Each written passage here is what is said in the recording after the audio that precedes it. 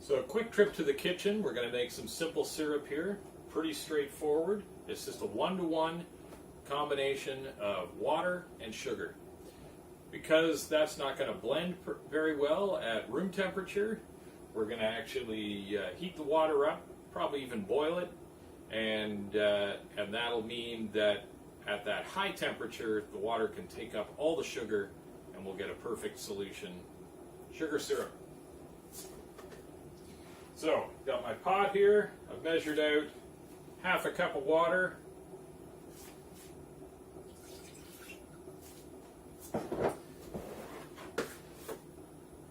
Put in a half a cup of sugar, using a 1/4 cup measure here.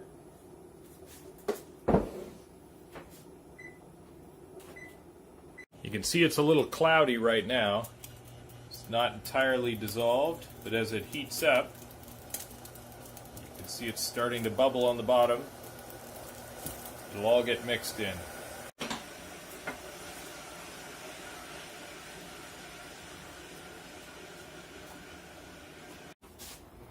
All done.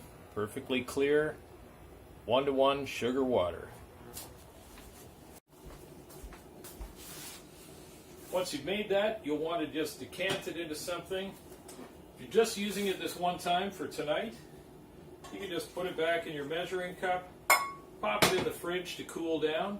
But you can also put it in a bottle, and it'll keep for a few weeks in the refrigerator.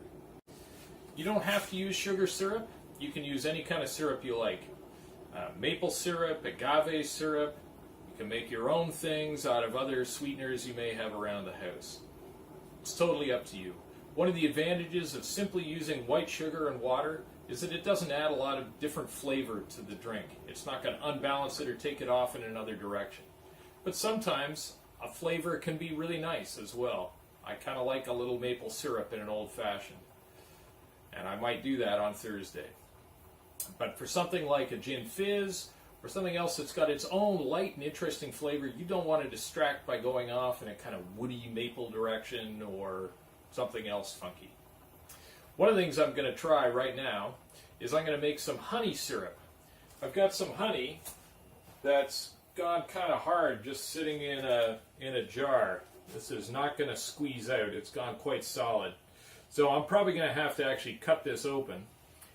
But I'm going to use exactly the same recipe, 50-50. In this case, honey, and then 50% water. We'll cook it the same way, and we'll get a kind of honey syrup. So it'll have a honey flavor, but it'll pour much better, and it'll mix better in our drinks. So you can see I've now decanted my simple syrup into a little bottle I'd saved, actually from the Toronto Distillery Limited. Funky little place, trying to look extra old by the label. I'm not even sure they're still around, but I just rebadged it. So this is my simple syrup bottle. And now, I'm going to try and hack into this thing.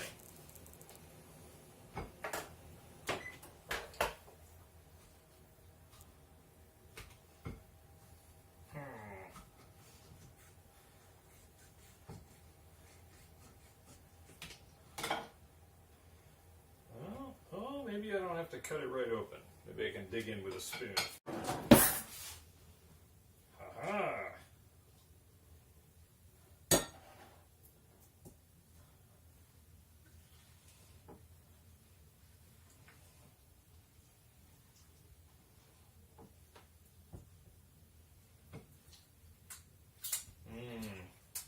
Very good.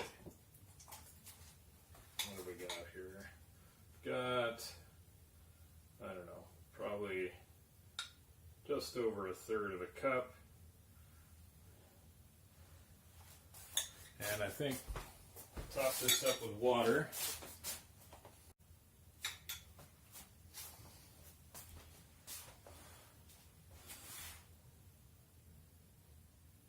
Got kind of just over 2/3 there now with some water, and I think I might just try this in the microwave.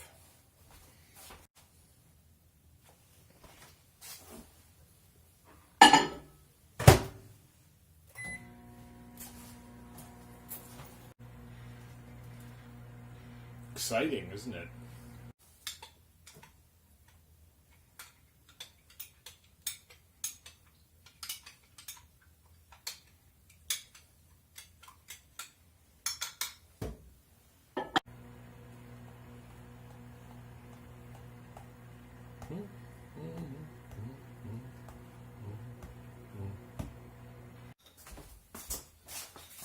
All right, so here we are.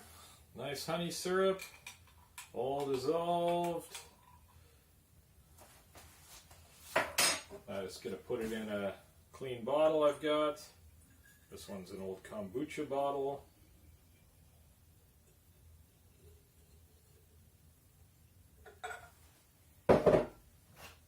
Pop that in the fridge, and maybe I'll use that for a drink on Thursday.